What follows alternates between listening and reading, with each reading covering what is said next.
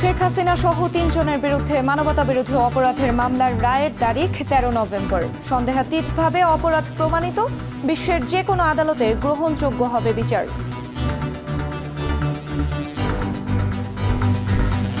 পৃথিবীর যে কোনো দেশের সাক্ষ্য আইনের মানদণ্ডে এই সাক্ষীকে ওভাররুল করার, ফেলে দেওয়ার সুযোগ খুব কম।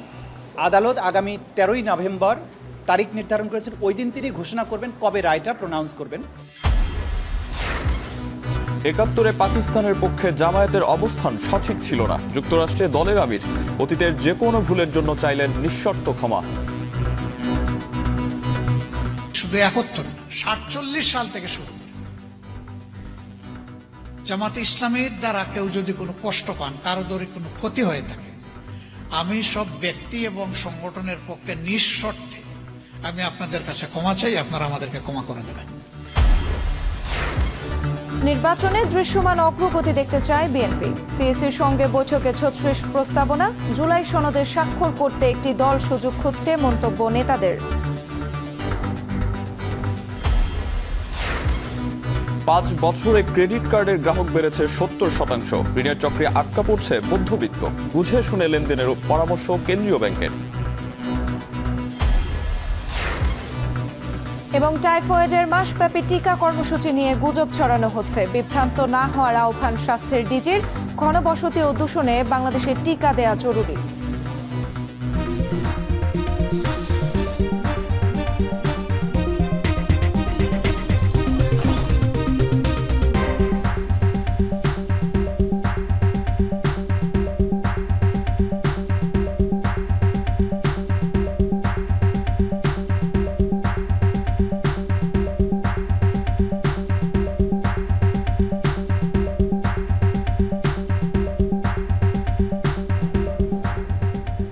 স্বাগত এখন দুপুরে। পুরো আয়োজনের সঙ্গে আছি আমরা দুজন, আমি আরিফুল ইসলাম সাহাব এবং আমি সুমাইরাত্রী। জুলাই আগস্টে গণহত্যায় মানবতাবিরোধী অপরাধ মামলায় শেখ হাসিনা, আসাদুজ্জামান খান কামাল ও চৌধুরী আব্দুল্লাহ আল মামুনের রায়ের তারিখ ঘোষণা হবে ১৩ নভেম্বর। চার্জ গঠনের পর প্রায় ৩ মাসের ২৮ কর্মদিবসে এই বিচার কাজ শেষ হয়েছে। অ্যাটর্নি জেনারেল ও চিফ প্রসিকিউটর সমাপনী বক্তব্য শেষে এই তারিখ নির্ধারণ করে দেয় ট্রাইব্যুনাল। পরে সাংবাদিকদের কাছে অভিযোগ করে ২ আইনজ্ঞ বলেন, খুনিদের অনুশোচনা নেই, সেনাবাহিনীকে উস্কে দিয়ে গৃহযুদ্ধে লাগানোর চেষ্টা করছে বলেও অভিযোগ করেন তারা। বিস্তারিত থাকছে প্রতিবেদনে। বৈষম্য বিরোধী ছাত্র আন্দোলন দমাতে ২০২৪ সালের জুলাই আগস্ট মাসে ১৪০০ জনকে খুন ও ২৫,০০০-এর বেশি মানুষকে আহত করে আওয়ামী লীগ ও তৎকালীন সরকারের পেটোয়া বাহিনী। গণঅভ্যুত্থানের প্রায় ১ বছর পর গেল ১০ জুলাই আনুষ্ঠানিক অভিযোগ গঠনের মধ্য দিয়ে ৩ আগস্ট শেখ হাসিনা, সাবেক স্বরাষ্ট্রমন্ত্রী আসাদুজ্জামান খান কামাল সহ ৩ জনের বিরুদ্ধে মানবতাবিরোধী অপরাধের বিচার শুরু হয়। এরপর ২৮ কর্মদিবসে ৫৪ জনের সাক্ষ্য গ্রহণ, প্রসিকিউশন ও আসামিপক্ষের যুক্তিতর্ক উপস্থাপনের মধ্য দিয়ে শেষ হয়েছে এই মামলার বিচার। বৃহস্পতিবার এই মামলার যুক্তিতর্ক শেষে অ্যাটর্নি জেনারেল ও চিফ প্রসিকিউটর তাদের সমাপনী বক্তব্যে ট্রাইব্যুনালকে বলেন, মানুষ খুনের প্রেক্ষিতে ছাত্র জনতার জাগরণের কারণে পালিয়েছিল শেখ হাসিনা ও তার অনুসারীরা। দালিলিক, মৌখিক ও আশপাশের তথ্য প্রমাণ অনুযায়ী এই মামলা সন্দেহাতীতভাবে প্রমাণিত হয়েছে। বিশ্বের যে কোনো দেশের আদালতে এই বিচার প্রশ্নবিদ্ধ হবে না। তারা এসে বাংলাদেশে বিচারের মুখোমুখি হয়ে যদি ফাঁসির কাষ্ঠে দাঁড়িয়েও চোখে চোখ রেখে বলতেন, বাংলাদেশের মানুষের জন্য আমাদের জীবন উৎসর্গ করে দিয়ে গেলাম, তাহলেও তাদের কিছুটা প্রায়শ্চিত্ত হতো। ওনারা সেটা বলেননি, বরং চিফ প্রসিকিউটর রাইটলি আদালতের সামনে আজকে বলেছেন, ওনাদের মধ্যে ন্যূনতম কোনো অনুশোচনা নাই। এতগুলো জীবন ঝরে গেছে, এতগুলো মানুষ পঙ্গু হয়েছে, বাংলাদেশ তার গণতন্ত্র হারিয়েছে। এই মামলা আমি বলেছি যে এই মামলায় যে সাক্ষ্য উপস্থাপিত হয়েছে, পৃথিবীর যে কোনো দেশের সাক্ষ্য আইনের মানদণ্ডে এই সাক্ষীকে ওভাররুল করার, ফেলে দেওয়ার সুযোগ খুব কম। পরে কথা বলেন চিফ প্রসিকিউটর তাজুল ইসলাম। তিনি বলেন, এতগুলো মানুষ হত্যা করার পরও কোনো অনুশোচনা নেই খুনিদের, উল্টো হত্যার হুমকি দিচ্ছেন, গৃহযুদ্ধ লাগানোর চেষ্টা করছেন। সমাপনী বক্তব্য শেষে আদালত ১৩ই নভেম্বর রায়ের তারিখ নির্ধারণ করেছে। যে যারা এখানে আসামি ছিলেন তাদের পরবর্তী আচরণ, তাদের মধ্যে কোনো অনুশোচনা নেই। এতগুলো মানুষ হত্যার পরে এইভাবে গণহত্যা চালানো, যদিও আন্তর্জাতিক আইনের গণহত্যা না, মাস কিলিংয়ের মাধ্যমে বাংলাদেশে যে পরিবেশ তৈরি করা হয়েছিল, যেভাবে তিনি এত সংখ্যক মানুষকে আহত করেছেন, অঙ্গহানি করেছেন, বাংলাদেশকে বদ্ধভূমিতে পরিণত করেছিলেন, তার জন্য তার কোনো অনুশোচনা নেই। উল্টো তিনি সোশ্যাল মিডিয়ায় নানানভাবে হুমকি দিচ্ছেন, যারা মামলা করেছে, যারা সাক্ষী দিয়েছে, তাদেরকে হত্যা করার জন্য, তাদের বাড়িঘর জ্বালিয়ে দেওয়ার জন্য হুমকি দিচ্ছেন। রাব্বি হোসেন, এখন। 1947-71 সহ অতীতের যে কোনো ভুলের জন্য আবারও ক্ষমা চাইলেন বাংলাদেশ জামায়াত ইসলামের আমির ডাক্তার শফিকুর রহমান। বুধবার যুক্তরাষ্ট্রের এক মতবিনিময় সভায় তিনি আরও বলেন, 71-এ পাকিস্তানের পক্ষে জামায়াতের অবস্থান জনপ্রত্যাশা অনুযায়ী ছিল না। মতবিনিময়ে দেশের সাম্প্রতিক পরিস্থিতি নিয়ে সাংবাদিকদের বিভিন্ন প্রশ্নের জবাব দেন জামায়াতের আমির। বিস্তারিত জানাচ্ছেন আব্দুল আহাদ। বুধবার যুক্তরাষ্ট্রের নিউ ইয়র্কের ওয়ার্ল্ড ফেয়ার মেরিনায় কোয়ালিশন অফ বাংলাদেশি আমেরিকান অ্যাসোসিয়েশনের আয়োজনে সাংবাদিকদের সঙ্গে মতবিনিময় সভায় যোগ দেন জামায়াতে ইসলামীর আমির ডাক্তার শফিকুর রহমান। এ সময় 1947 সাল থেকে শুরু করে 71 ও এখন পর্যন্ত দলের যে কোনো ভুলের জন্য ক্ষমা চান তিনি। শুধু 71 না, 47 সাল থেকে শুরু করে জামাতে ইসলামীর দ্বারা কেউ যদি কোনো কষ্ট পান, কারো দ্বারা কোনো ক্ষতি হয়ে থাকে, আমি সব ব্যক্তি এবং সংগঠনের পক্ষে নিঃশর্তে আমি আপনাদের কাছে ক্ষমা চাই, আপনারা আমাদেরকে ক্ষমা করে দেবেন। 1971 সালে পাকিস্তানের পক্ষে জামায়াতের অবস্থান সম্পর্কে ডাক্তার শফিক বলেন, তখনকার প্রেক্ষাপট ভিন্ন ছিল। এ সময় মুক্তিযুদ্ধ চলাকালে আওয়ামী লীগ নেতাকর্মীদের নানা কর্মকাণ্ড তুলে ধরেন তিনি। 71-এ জামাতের কোনো ভূমিকা ছিল না? অবশ্যই ছিল। জামাত তখন ফিল করেছিল যে পাকিস্তান ইউনাইটেড থাকা দরকার। তখনও কিন্তু পাকিস্তান, আওয়ামী লীগের বহু লিডার পাকিস্তান সরকারের আন্ডারে চাকরি করেছেন। জনপ্রত্যাশা ছিল যে পাকিস্তানের শাসকরা চলে যাক, বাংলাদেশ স্বাধীন হয়ে যাক। জামাত এটাকে সম্মান করলো না কেন? কারণ আমাদের যে সমস্ত নেতৃবৃন্দ তখন যারা ছিলেন, কোন প্রেক্ষাপটে তারা কোন ডিসিশন নিতে বাধ্য হয়েছেন, সেটা তারাই ভালো বলতে পারে। মতবিনিময় সভায় আগামী জাতীয় নির্বাচনে জামায়াতের শক্ত অবস্থানের কথা তুলে ধরেন জামায়াত আমির। জানান, দুটি জরিপে এগিয়ে রয়েছে তাদের দল। এ সময় ফ্যাসিবাদ বিরোধী সকল রাজনৈতিক শক্তিকে নিয়ে নতুন জোট গঠনের ঘোষণা দেন তিনি। ফ্যাসিবাদ বিরোধী আন্দোলনে যারাই ছিলেন, তারা যারা চাইবেন যে দেশটা দুর্নীতিমুক্ত হোক, দেশে আইনের শাসন কায়েম হোক, সামাজিক সুবিচার নিশ্চিত হোক, দেশে বিনিয়োগ বান্ধব পরিবেশ সৃষ্টি হোক, দেশে সকল জায়গায় বৈষম্য দূর হোক, এরকম 7টা মূলনীতি আমরা ঠিক করেছি। এর ভিত্তিতে যারা একমত হবেন তারা সবাই মিলে ইনশাল্লাহ আমরা আগামী সরকার গঠনের চেষ্টা করব, যদি জনগণ আমাদেরকে শেষ করে দিয়েছে। জুলাই সনদ অনুযায়ী নির্বাচনের দাবিও তোলেন জামায়াতের শীর্ষ এই নেতা। বিএনপি মহাসচিব মির্জা ফখরুল ইসলাম আলমগীরের পিআর নিয়ে সমালোচনারও জবাব দেন তিনি। রাজনীতিবিদরা সব কিছু বুঝবেন এটা যেমন সঠিক না, আবার বেসিক জিনিসগুলো বোঝার চেষ্টা করতে হবে, এটাও কিন্তু সঠিক। আব্দুল আহাদ, এখন নিউ ইয়র্ক, যুক্তরাষ্ট্র। সুষ্ঠু নির্বাচনের বিষয়ে দৃশ্যমান অগ্রগতি দেখতে চায় বিএনপি, তবে দলটি ইসির সাথে রয়েছে বলে জানিয়েছে স্থায়ী কমিটির সদস্য আব্দুল মুইন খান। বলেন, এই দাবি কেবল বিএনপির দলীয় স্বার্থে নয়, বরং জাতীয় স্বার্থ সংশ্লিষ্ট বলেই এমনটা চান তারা। দুপুরে নির্বাচন ভবনে সিইসির সঙ্গে বৈঠক শেষে কথা জানান তিনি। বিগত 3 নির্বাচনে বিতর্কিত কর্মকর্তারা কোনোভাবেই যেন দায়িত্বে বহাল থাকতে না পারে, সে বিষয়ে ইসিকে কঠোর হওয়ার আহ্বানও জানান তারা। বিস্তারিত জানাচ্ছেন মিয়া আমিরুল। রাষ্ট্রকাঠামো মেরামতের বিষয়ে ঐকমত্য কমিশনে একের পর এক আলাপে রাজনৈতিক দলগুলো জুলাই সনদের মাধ্যমে একক সিলেবাসে আসলেও তা বাস্তবায়ন নিয়ে জটিলতা রয়ে গেছে। গণঅভ্যুত্থান পরবর্তী আসন্ন সংসদ নির্বাচন সুষ্ঠু ও নিরপেক্ষ স্বার্থে মাঠ প্রশাসন ঢেলে সাজানো, দলীয় কর্মকর্তাদের মাঠ প্রশাসনে না রাখা, নির্বাচনে গণভোট সহ সিইসির কাছে 36 প্রস্তাবনা নিয়ে ইসিতে বিএনপির প্রতিনিধি দল। বৈঠক শেষে দলটির স্থায়ী কমিটির সদস্য মঈন খান বলেন, সুষ্ঠু নির্বাচনের বিষয়ে দৃশ্যমান অগ্রগতি দেখতে চায় বিএনপি, তবেই তারা ইসির সাথে রয়েছে। তাদের সঙ্গে অত্যন্ত সৌহার্দ্যপূর্ণ পরিবেশে আমরা আলাপ করেছি। আমি এখানে আনন্দের সঙ্গে বলছি, আমরা যে কথাগুলো এখানে আলোচনা করতে এসেছিলাম, এই প্রশ্নগুলো কিন্তু নির্বাচন কমিশন নিজেদেরও প্রশ্ন। তারাও কিন্তু এক বাক্যে একটি কথা বলেছেন যে তারা দৃঢ় প্রতিজ্ঞ, তারা একটি সুষ্ঠু নিরপেক্ষ নির্বাচন করবে, এবং আমরাও বলেছি যে আমরা সেটাই চাই। এই মতৈক্য আজকের আমরা প্রতিষ্ঠা করেছি এবং এটা আমি বিশ্বাস করি এই দেশের জন্য কল্যাণকর হবে। এ সময় তিনি আরো বলেন, সুষ্ঠু নির্বাচনের বিষয়ে এসব দাবি শুধুমাত্র বিএনপির দলীয় স্বার্থে নয়, বরং জাতীয় স্বার্থ সংশ্লিষ্ট। আমরা যে বিষয় নিয়ে আজকে এখানে আলাপ করতে এসেছিলাম সেটা কোনো আমাদের ব্যক্তিগত বা দলীয় স্বার্থে নয়, আমাদের জাতির স্বার্থে, যাতে করে এই দেশের মানুষ যাতে করে দীর্ঘ 17 বছরের যে সংগ্রাম, সেই সংগ্রামের পরে এবং যে সংগ্রামটি ছিল বাংলাদেশে গণতন্ত্র পুনঃপ্রতিষ্ঠার জন্য সংগ্রাম, সেই সংগ্রামের ফলশ্রুতিতে বিগত 2024 সালের 5ই আগস্ট আমরা যে ছাত্র জনতার অভ্যুত্থান দেখেছি, তার ফলশ্রুতিতে আজকে আমরা যে অবস্থায় উপনীত হয়েছি, সেই পরিবর্তন আমরা চাই, যে পরিবর্তনের মাধ্যমে এদেশের 18 কোটি মানুষ একটি গণতান্ত্রিক পরিবেশে তারা নির্ভয়ে বসবাস করতে পারবে। বিগত দিন নির্বাচনের নামে প্রহসন হয়েছে উল্লেখ করে ইসিকে সতর্ক থাকার আহ্বান জানান তারা। একই সাথে বিতর্কিত কর্মকর্তারা কোনোভাবেই যেন দায়িত্বে বহাল থাকতে না পারে সে বিষয়ে ইসিকে কঠোর হওয়ার আহ্বান জানানো হয়। মিয়া আমিরুল, এখন, ঢাকা।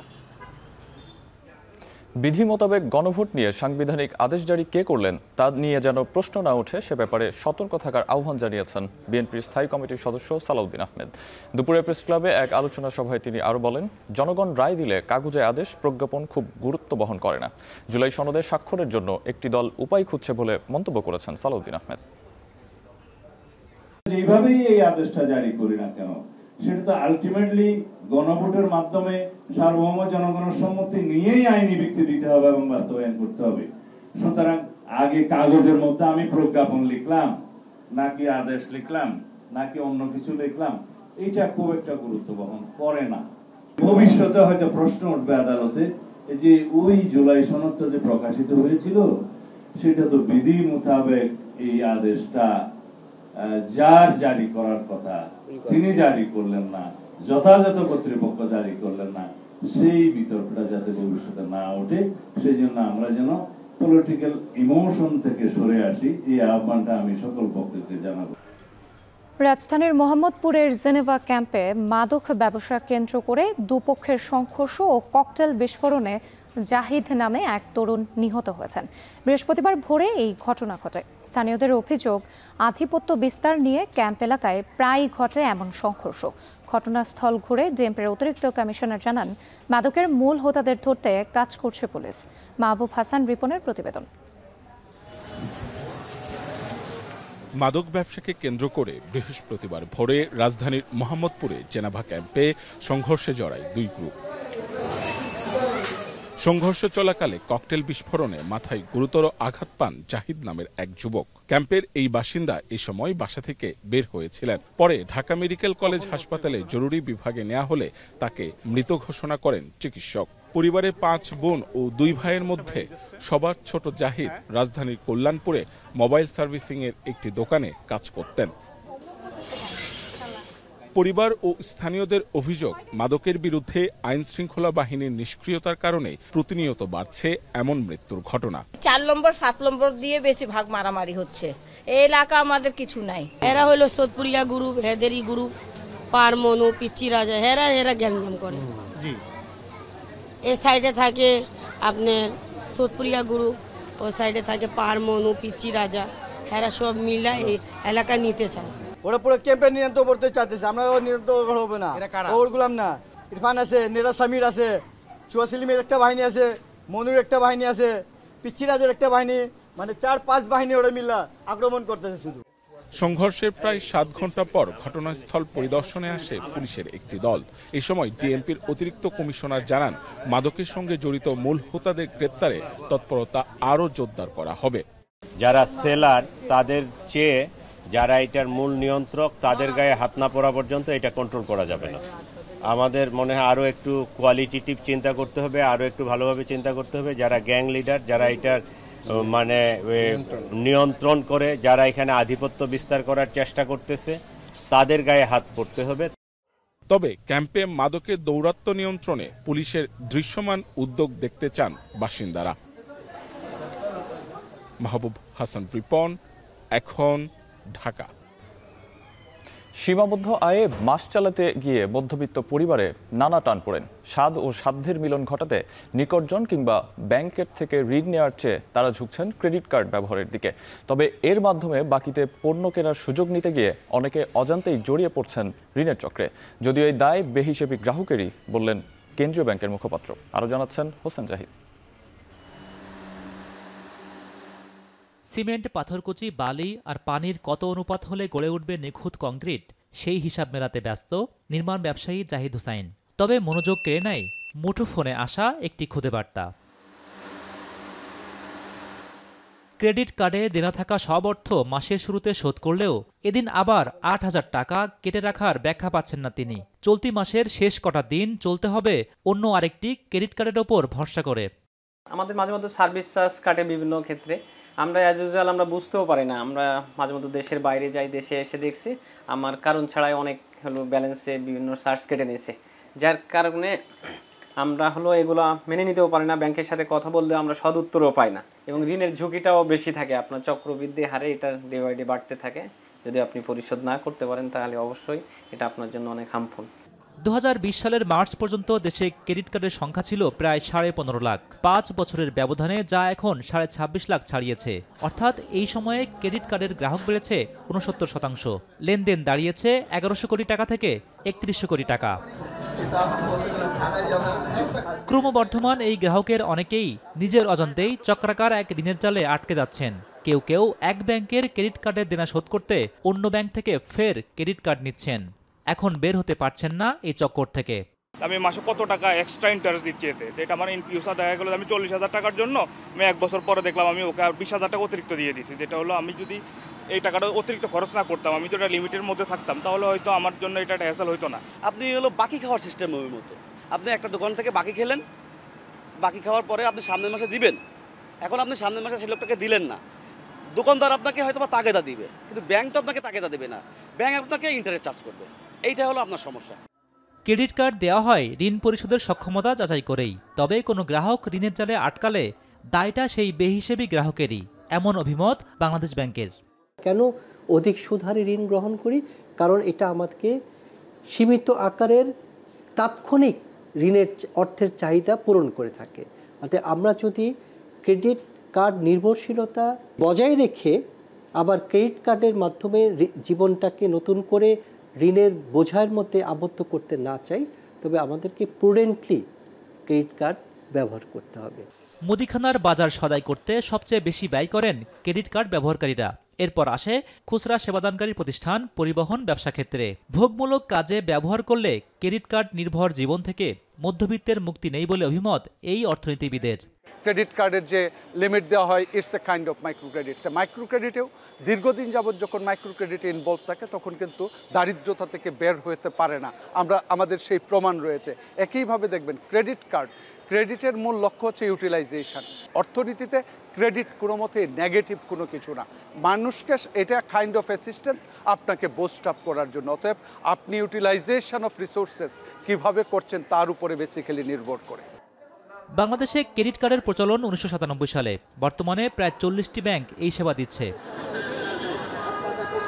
ক্রেডিট কার্ড নির্ভর মধ্যবিত্ত জীবনে রবীন্দ্রনাথ ঠাকুরের একটি কবিতা 2টি চরণ বাস্তব হিসেবে ধরা দিয়েছে, যেখানে বলা আছে, শুধু বিঘে 2 আছে মোর ভুই, আর সব গেছে ঋণে, বাবু কহিলেন বুঝেছ উপেন, ও জমি লইব কিনে। একালের জমিদার হিসেবে আবির্ভাব হওয়া এই ক্রেডিট কার্ডের ঋণ নির্ভর জীবন থেকে মুক্তি পেতে অনেক মধ্যবিত্তই প্রশ্ন করছেন, তবে মিলছে না তার উত্তর। হোসেন জাহিদ, এখন, ঢাকা। ট্রাক চাপায় শিক্ষার্থী সিফাত হত্যার বিচার, অনিয়ন্ত্রিত ব্যাটারি চালিত অটোরিকশা বন্ধ এবং নিরাপদ সড়ক নিশ্চিত সহ 5 দফা দাবিতে রাজধানীর ফার্মগেট তেজগাঁও সড়ক অবরোধ করে বিক্ষোভ করেছে সরকারি বিজ্ঞান কলেজের শিক্ষার্থীরা। বৃহস্পতিবার সকাল 11টার দিকে নিরাপদ সড়ক আইন বাস্তবায়ন সহ 5 দফা দাবিতে ফার্মগেট এলাকায় সড়ক অবরোধ করে রাখে তারা। এতে তীব্র যানজটের সৃষ্টি হয় তেজগাঁও, কারওয়ান বাজার সহ আশপাশের এলাকায়। পরে পুলিশের অনুরোধে শিক্ষার্থীরা ফার্মগেট মোড় থেকে সরে এসে তেজগাঁও সড়কে অবস্থান নেয়। শিক্ষার্থীরা জানায়, সড়কে শৃঙ্খলা ফিরে না আসা পর্যন্ত তাদের আন্দোলন চলবে। কালকে আগের দিনে আমাদের একটা ভাই স্কুল ছুটি হয়েছে, যাওয়ার সময় এখান থেকে বড় একটা ট্রাক আসছে, আইসা উনার উপরে চলাই দিছে। আবার কালকে আমাদের বড় ভাইরা আসছে ইয়া করতে, তারপর দেয়া রিক্সাওয়ালা বা মামারা ওদের উপরে হাত তুলছে। এই রোড দিয়ে প্রতিনিয়ত আমাদের কলেজের শিক্ষার্থীরা আহত হচ্ছে, যার ফলে আমরা জানাই কিন্তু তারা কোনো পদক্ষেপ গ্রহণ করে না। গাড়ি ঘোড়া যে অটোওয়ালা আছে এরা অনেক জোরে চালায়, এদের জোরে চালানোর জন্য অনেক সময় আমরা রাস্তা পার হওয়ার সময় অ্যাক্সিডেন্ট হয়। প্রথম দাবি হচ্ছে ওসি স্যার আমাদের কাছে ক্ষমা চাইবে, কালকে আমাদেরকে সন্ত্রাস বলেছে।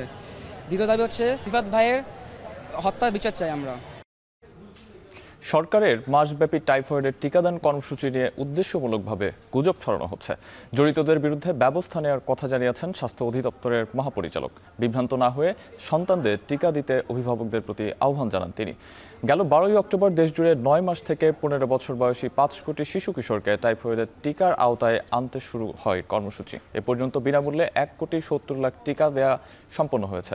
চলমান কর্মসূচির মধ্যেই সামাজিক যোগাযোগ মাধ্যমে টাইফয়েডের টিকা নিয়ে নানা ধরনের গুজব চালানো হচ্ছে। বৃহস্পতিবার সিডডাপ মিলনায়তনে গোলটেবিল বৈঠকে টিকাদানের উপকারিতা নিয়ে বিস্তারিত তুলে ধরা হয়। পর্যায়ক্রমে সুবিধাবঞ্চিত শিশুদেরও টিকার আওতায় আনা হবে বলেও বৈঠকে জানানো হয়।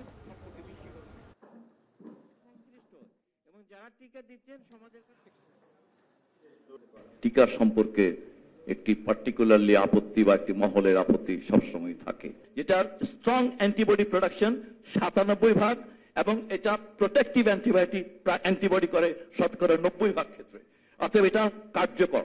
সাম্প্রতিককালে এই ক্যাম্পেইন শুরু করার পরে যে গুজব শুরু হয়েছে সেটার বিরুদ্ধে আমাদের সবাই অ্যাকচুয়ালি রুখে দাঁড়ানো উচিত। আমাদের এই ক্যাম্পেইনিংকে অ্যাকচুয়ালি আমরা একটু সফল করতে চাই।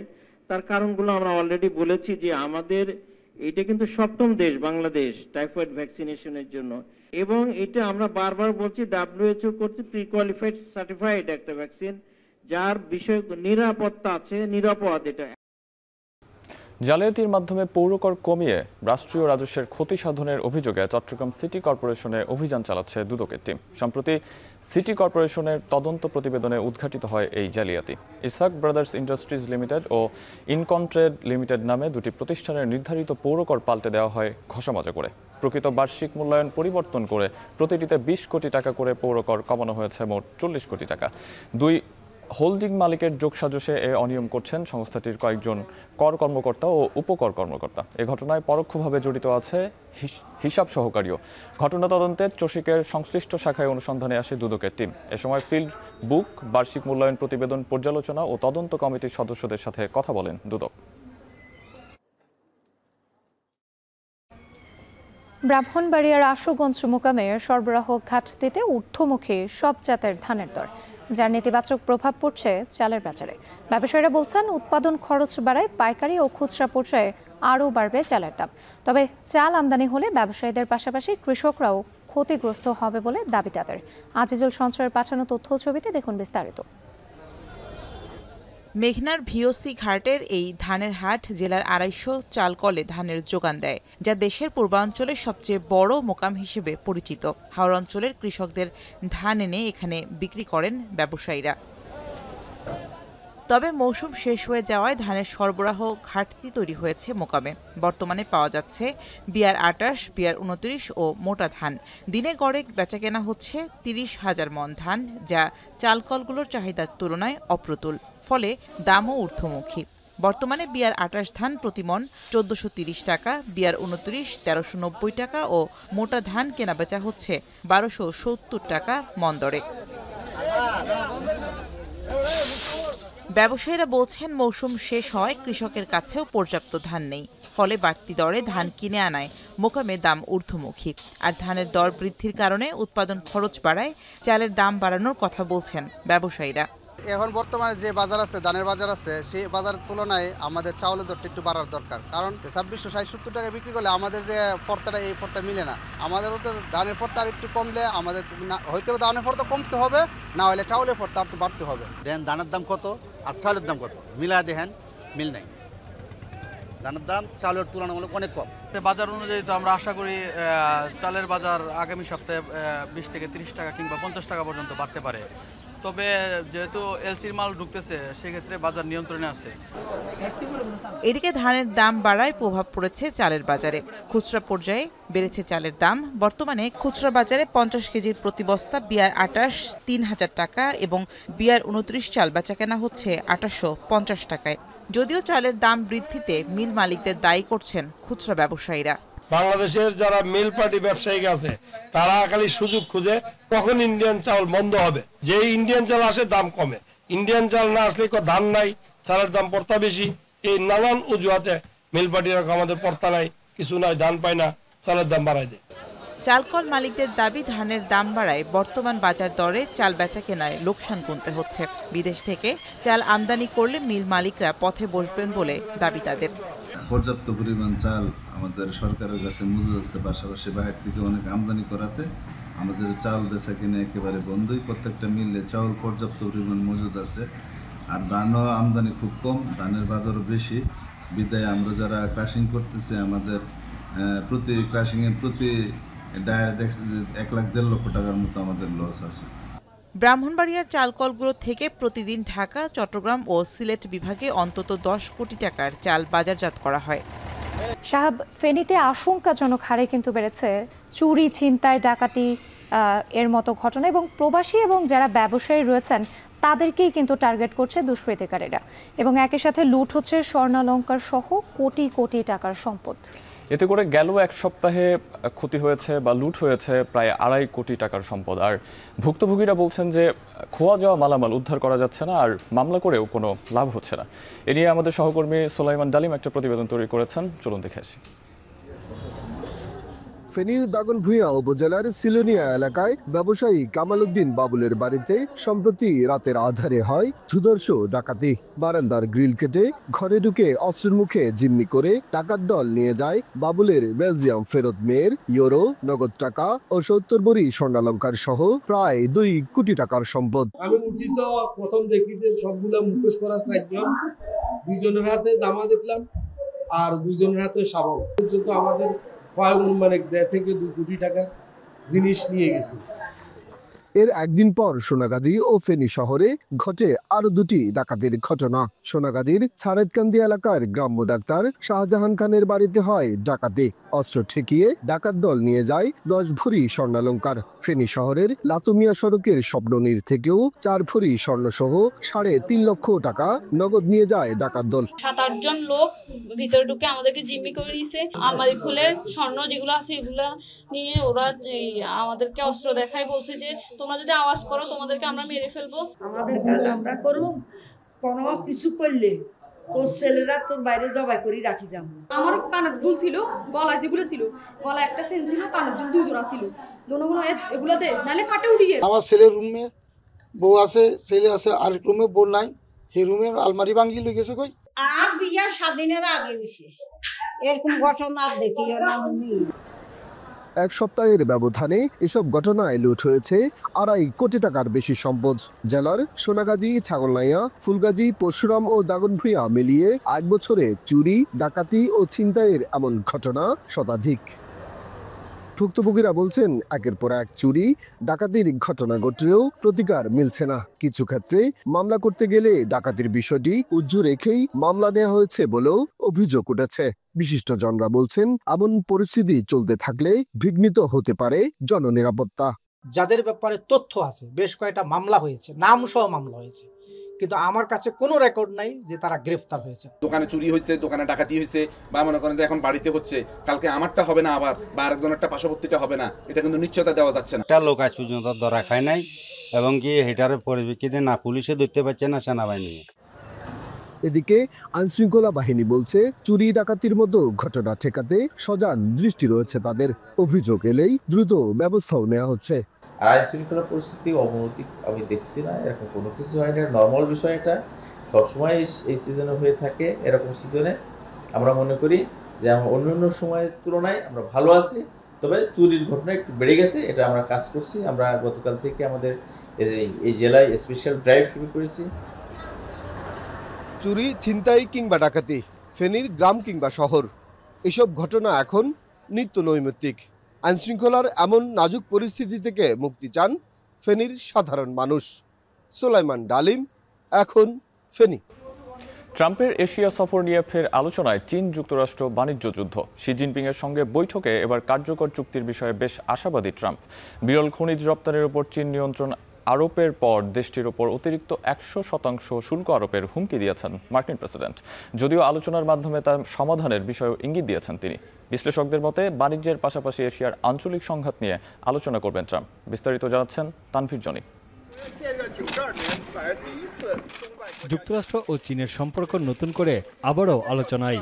9 অক্টোবর বিরল খনিজ রপ্তানির উপর নিষেধাজ্ঞা কঠোর করে চীন।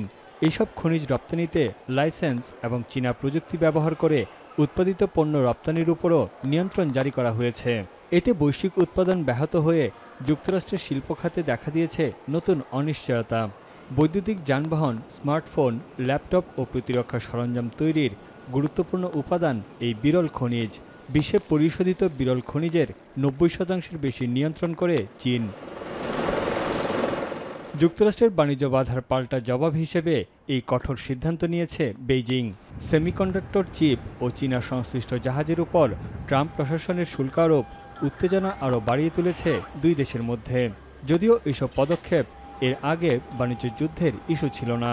এবার চীনা পণ্যে অতিরিক্ত 100% শুল্ক আরোপের হুমকি দিয়েছেন ট্রাম্প, যা কার্যকর হবে আগামী 1 নভেম্বর থেকে। এমন অবস্থায় অ্যাপেক সম্মেলনে যোগ দিতে আগামী রোববার এশিয়া সফরে যাচ্ছেন মার্কিন প্রেসিডেন্ট। সেখানেই বৈঠকে বসতে পারেন চীনা প্রেসিডেন্ট শি জিনপিংয়ের সঙ্গে। চীনের সঙ্গে একটি বাণিজ্য চুক্তিতে পৌঁছানোর বিষয়ে আশাবাদী ট্রাম্প। হোয়াইট হাউসের নেটো মহাসচিবের সঙ্গে বৈঠকে ট্রাম্প জানান, যুক্তরাষ্ট্র থেকে সয়াবিন কেনার বিষয়েও চীনের সঙ্গে আলোচনা হবে। I think we're going to make a deal on the rare earth is the least of it. Look, the tariffs are much more powerful than the rare earth. The rare earth is a disturbance, but there's a lot of rare earth around. I'll tell you, I've had more calls on rare earth. We've got it, everybody's. 2019 সালের জুনে সবশেষ Asia সফরে গিয়েছিলেন মার্কিন president Donald Trump. বিশেষজ্ঞদের ধারণা, ট্রাম্পের এবারের সফর হবে নাটকীয়। এশিয়া প্রশান্ত মহাসাগরীয় অঞ্চলের সঙ্গে বাণিজ্যের পাশাপাশি চীন, তাইওয়ান ও 2 কোরিয়ার মধ্যে চলমান আঞ্চলিক সংঘাত নিয়েও ট্রাম্প কথা বলতে পারেন বলে জানান এই বিশেষজ্ঞ। The APEC members would be very happy if President Xi and President Trump were able to have a bilateral meeting. Whether they talk about trade or not, that's a different story. But they would like this relation to stabilize. They would like the U.S. and China to talk much more. এদিকে চীন যুক্তরাষ্ট্রের বাণিজ্য উত্তেজনায় বড় পতন ঘটেছে মার্কিন share বাজারের প্রধান 3টি সূচকেই। বিশেষ করে প্রযুক্তি ও যোগাযোগ খাতের সঙ্গে সংশ্লিষ্ট কোম্পানিগুলোর আয় কমেছে। তানভীর জনি, এখন বিশ্ব। ভয়াবহ ঝড়ের কবলে পড়েছে দক্ষিণাঞ্চল। ক্যান্টারবারিতে জারি রয়েছে সর্বোচ্চ সতর্কতার রেড অ্যালার্ট। দুর্যোগ মোকাবেলায় জরুরি অবস্থাও জারি রয়েছে। বিদ্যুৎ বিচ্ছিন্ন হয়ে পড়েছে প্রায় 90 পরিবার। এর মধ্যে বাতিল করা হয়েছে শতাধিক ফ্লাইট। জানারা ভুইয়া জানাচ্ছেন বাকিটা।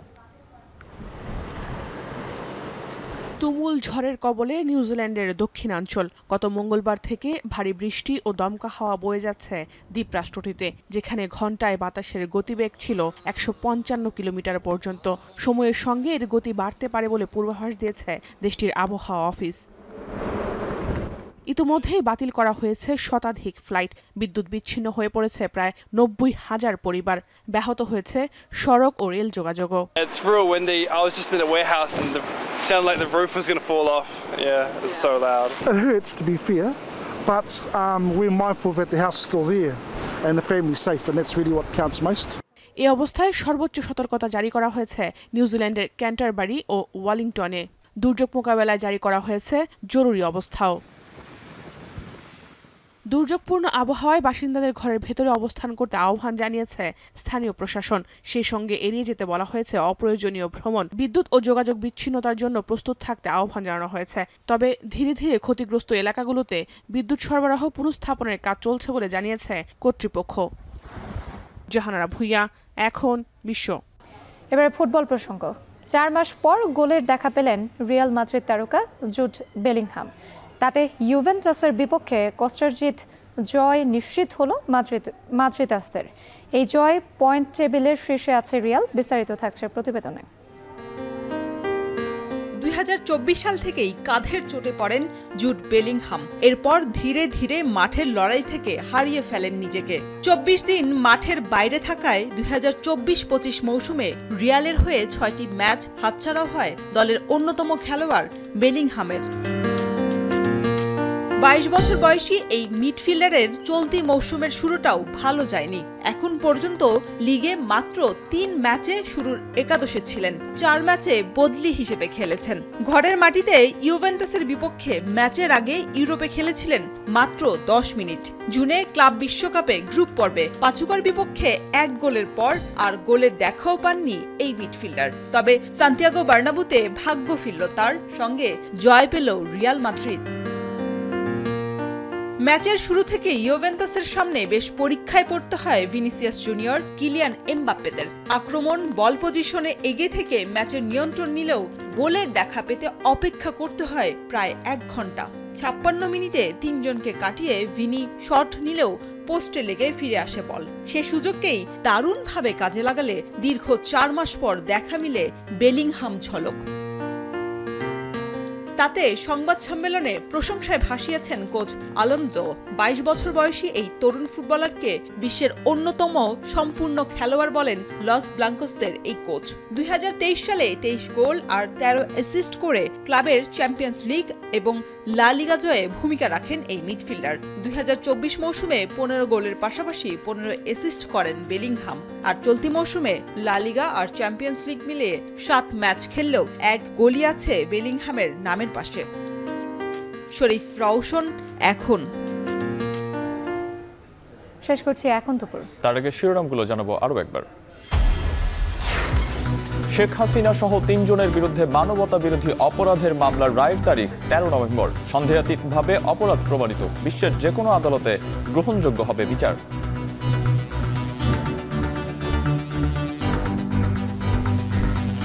পৃথিবীর যে কোনো দেশের সাক্ষ্য আইনের মানদণ্ডে এই সাক্ষীকে ওভাররুল করার, ফেলে দেওয়ার সুযোগ খুব কম। আদালত আগামী 13ই নভেম্বর তারিখ নির্ধারণ করেছেন। ওই দিন তিনি ঘোষণা করবেন কবে রায়টা প্রোনাউন্স করবেন। 71-এ পাকিস্তানের পক্ষে জামায়াতের অবস্থান সঠিক ছিল না। যুক্তরাষ্ট্রে দলের আমির অতীতের যে কোনো ভুলের জন্য চাইলেন নিঃশর্ত ক্ষমা। শুধু 71 না, 47 সাল থেকে শুরু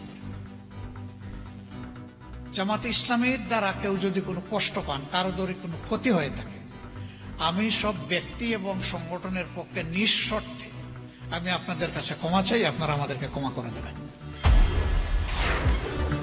নির্বাচনে দৃশ্যমান অগ্রগতি দেখতে চায় বিএনপি। সিইসির সঙ্গে বৈঠকে 36 প্রস্তাবনা। জুলাই সনদে স্বাক্ষর করতে একটি দল সুযোগ খুঁজছে, মন্তব্য নেতাদের।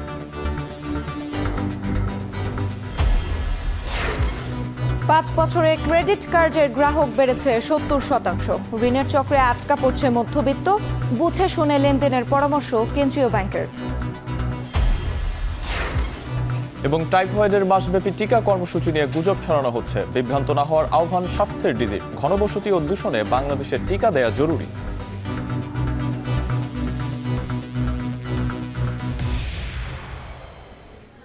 আর এই ছিল এখন দুপুরের আয়োজনে। এখন টেলিভিশন ওয়েবসাইটে দেখতে ভিজিট করুন www.ekon.tv। এছাড়াও ফেসবুকে দেখতে ভিজিট করুন facebook.com/tv.ekon এবং ইউটিউবে দেখতে ভিজিট করুন youtube.com/c/ekontv।